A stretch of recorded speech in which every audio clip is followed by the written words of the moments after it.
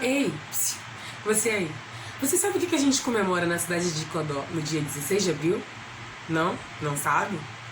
Ah, não vai me dizer que você não sabe qual grande acontecimento da nossa história local acontece nesse dia. É verdade. Ah, então se você não sabe, chega aí. Vamos aprender com a gente no nosso encontro de hoje. Olá, pessoal. Aqui quem tá falando é a blogueirinha de história. E a gente vai logo matar a charada bem no começo. No dia 16 de abril de 1896, a então Vila do Urubu, né, cidade de Codó, a Vila do Codó, vai se transformar em vila a partir daquela data. Então, o 16 de abril fica aí marcado na nossa história local como o aniversário da nossa cidade. Na verdade, é o aniversário da emancipação política da Vila de Codó, que passa naquele momento a se chamar Cidade de Codó. Tem uma comarca judicial, né, específica. E aí a gente vai fazer então uma justa homenagem ao nosso município, tratando um pouco da história dele, mas também um pouco da história do Maranhão. Por falar em história, a gente vai lembrar rapidinho aqui os nossos estudantes quais são os 5 períodos históricos da divisão oficial, da periodização oficial da história. Pré-história, Idade Antiga, Idade Média, Idade Moderna e Idade Contemporânea. Na história do Brasil é dividido como colônia, império, república. A história do Maranhão responde o mesmo esquema. E a história local, apesar da gente ter o Codó Histórias do Fundo do Baú, do professor João Batista Machado, a revista Leia Hoje, que foi publicada em 2000, e algumas publicações mais recentes que revisitam essas obras, nós não temos nenhum trabalho de junção de tudo que é produzido da história da cidade. Até porque boa parte desses trabalhos dizem respeito à identidade, né, da questão de religião de matriz africana. E acaba falando de vários momentos políticos e econômicos da cidade, sem necessariamente serem trabalhos de história especificamente. Mas, para falar então de história, a gente precisa lembrar que oficialmente o Maranhão tem, né, uma autoimagem a partir da produção científica e acadêmica na área de história, na área de sociologia e tudo mais, como um estado escravocrata, ou seja, que ainda baseia nos dias atuais as relações, pensando naquelas relações de escravidão da época colonial, ainda patriarcal, porque naquela sociedade da colonização a figura masculina, o senhor de engenho, é entendido então como o chefe dessa sociedade, e elitista, porque ela é uma sociedade excludente, já que ela escraviza determinados indivíduos, já que ela limita a participação política e social das mulheres. Ela é uma sociedade que se pensa a partir de uma autoimagem de elite. Porém, quando a gente fala assim, parece que o meu estado e a minha cidade não tem história. Pelo contrário, a gente pode citar 2 exemplos bem simples. A balaiada, que é um movimento social acontecido durante o Brasil na fase regencial, entre o governo do Dom Pedro I e o governo do Dom Pedro II. A gente vai ter aqui uma das revoltas mais famosas do período, que é uma revolta social que se baseia na questão da sociedade ser excludente, ou seja, dividir as pessoas pela questão racial, pela questão econômica, mas também que é uma revolta, né, política, já que havia uma briga entre as elites para quem mandava no estado. É a balaiada, aconteceu aqui no leste maranhense, tem figuras como o Negro Cosme entre as suas principais lideranças, e aconteceu aqui também na nossa cidade, passou por Codó. Um outro exemplo, que é ainda mais antigo, é a revolta de Beckman, que é considerada a primeira revolta nativista do Brasil. Essas revoltas então significavam dizer que os colonos começam a se perceber estrangeiros de Portugal e começam então a sentir um sentimento de pertencer a essa colônia que vai ser futuramente chamada de Brasil.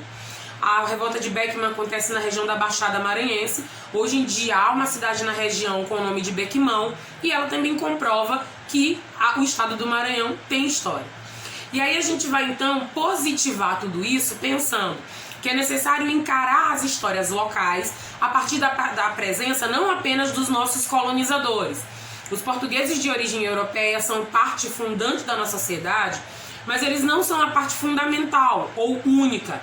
Ainda se divide o pertencimento à sociedade maranhense e codoense com os indígenas, os nativos da terra, e também com os povos africanos que para cá vieram. Quando a gente trata desses temas, a gente está então colocando para o debate que é necessário aprender sobre os vários povos, sobre as suas culturas e os seus conhecimentos, exercitando então o respeito e a tolerância. Entre os vários povos que compõem a população maranhense original, a gente vai ter Canelas, Cricatis, Auaguajá, Guajajaras, isso para citar os indígenas mais conhecidos do nosso estado. Porém, não apenas esses indígenas, mas também os barbados, guanarés e urubus que formavam a região de Codó estão entre os povos nativos da nossa região. Para citar os povos de origem africana que para cá vieram escravizados, a gente pode fazer referência a 3 grupos principais: os sudaneses, os bantus e os malês. Os sudaneses eram do Sudão propriamente dito, né, da região atual do Sudão no continente africano. Já a população banto é a população que tem origem, né, em Moçambique principalmente, mas também no Congo e em Angola.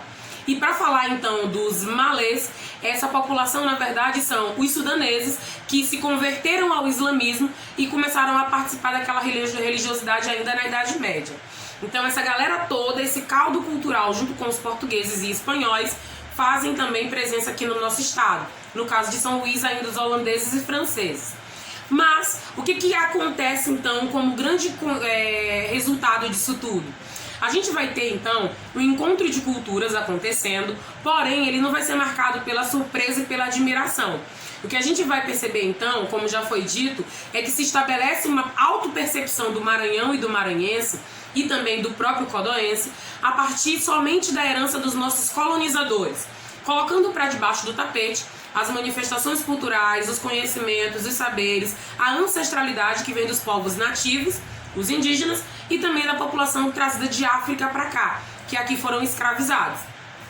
Agora, você então consegue entender por que na nossa cidade tem uma grande população negra, por que a cidade de Codó tem 16 comunidades quilombolas reconhecidas e por que a principal religiosidade que caracteriza a sua cidade no Brasil e no mundo é o Terecô da Mata, que é uma tradição herdada dos cultos aos voduns e aos orixás lá do continente africano. Olha como é bom aprender sobre a nossa cidade.